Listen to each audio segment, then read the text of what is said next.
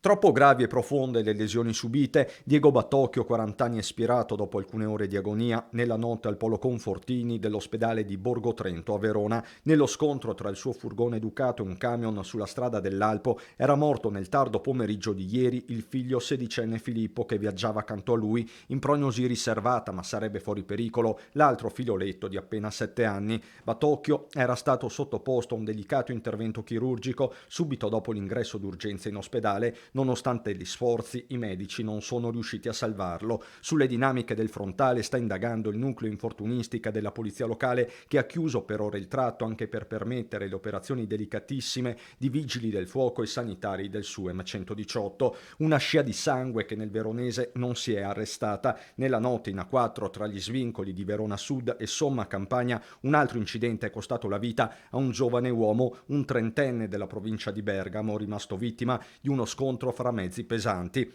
Da una prima ricostruzione, infatti, ci sarebbe stato un tamponamento iniziale tra due tir che viaggiavano verso Milano. Uno dei due, che si stava rimettendo sulla prima corsia dopo la sosta, non si è accorto di un altro mezzo pesante che stava arrivando. Quest'ultimo, nel tentativo di evitare l'impatto, ha sterzato bruscamente, finendo di traverso e occupando quindi anche le altre corsie proprio nel momento in cui sopraggiungeva la BMW del trentenne. Un tragico effetto domino dall'esito letale, l'ennesimo sulle strade del Veneto.